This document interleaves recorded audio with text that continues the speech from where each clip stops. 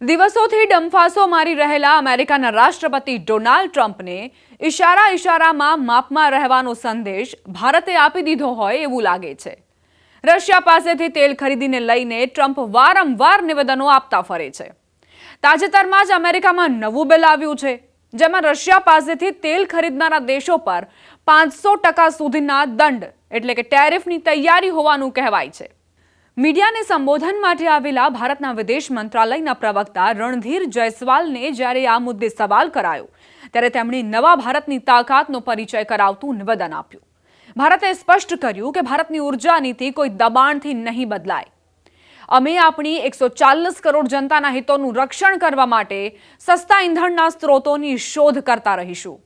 મતલબ સ્પષ્ટ છે કે ભારત ડંફાસો મારનાર અને જગત જમાદાર થઈને ફરી રહેલા ટ્રમ્પના દબાણમાં નહીં આવે। અને એવા પણ સંકેત માની શકાય કે ભારતીય નાગરિકોને સસ્તું ઈંધણ મળે એના માટે ભારત સરકાર કોઈની પણ પાસેથી તેલ ખરીદશે, પછી ભલે તે રશિયા જ કેમ ન હોય। MEA અમેરિકી કોમર્સ સેક્રેટરી હોવર્ડ લુટનિકના તાજેતરના નિવેદનો પર પણ તીખો પલટવાર કર્યો। વિદેશ મંત્રાલયે સ્પષ્ટ કર્યું કે અમેરિકાની તરફથી આપવામાં આવેલી માહિતી બિલકુલ સચોટ નથી। ભારતે યાદ અપાવ્યું કે બંને દેશો વચ્ચે 13 ફેબ્રુઆરી 2025થી જ ટ્રેડ એગ્રીમેન્ટ અંગે ગંભીર ચર્ચા ચાલી રહી છે। અનેક વખત બંને પક્ષો સમજૂતીની ખૂબ નજીક પહોંચી ગયા હતા। વિદેશ મંત્રાલયનો આ જવાબ ત્યારે આવ્યો છે જ્યારે અમેરિકી વહીવટી તંત્ર વ્યાપારિક વાટાઘાટોમાં વિલંબ માટે ભારતને જવાબદાર ઠેરવી રહ્યું છે। ભારતે સ્પષ્ટ કર્યું છે કે તે હજુ પણ એવી ડીલ માટે તૈયાર છે જેનાથી બંને દેશોને ફાયદો થાય।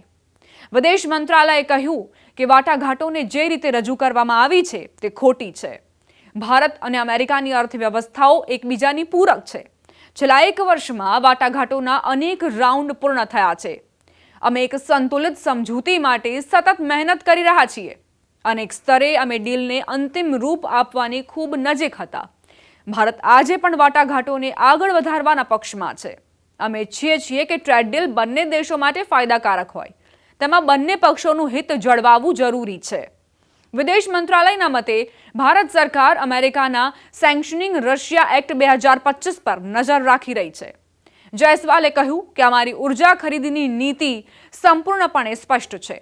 અમે ગ્લોબલ માર્કેટના ઉતાર ચઢાવ અને અમારી જરૂરિયાતો અનુસાર નિર્ણય લઈએ છીએ। ભારત કોઈ પણ દેશથી તેલ ખરીદવા માટે સ્વતંત્ર છે। અમારી પ્રાથમિકતા સસ્તી ઉર્જા દ્વારા દેશની સુરક્ષા સુનિશ્ચિત કરવાની છે। ભારત પોતાની ઉર્જા જરૂરિયાતો માટે વિશ્વના દરેક બજારને તપાસી રહ્યું છે। અમે 140 કરોડ ભારતીયોની ઉર્જા સુરક્ષા સાથે સમાધાન નહીં કરીએ। વિદેશ મંત્રાલયે એ પણ ખુલાસો કર્યો કે વર્ષ 2025 દરમિયાન PM મોદી અને રાષ્ટ્રપતિ ટ્રમ્પ વચ્ચે ફોન પર 8 વખત વાત થઈ। આ વાતચીતમાં પરસ્પર ભાગીદારીના અનેક મહત્વપૂર્ણ મુદ્દાઓ પર ચર્ચા થઈ। આનાથી સાબિત થાય છે કે બંને દેશોના નેતૃત્વ વચ્ચે સીધો સંવાદ છે। વેપારિક સમજૂતીઓ અંગે ચાલી રહેલી ખેંચતાણ વચ્ચે આ માહિતી ખૂબ મહત્વની છે।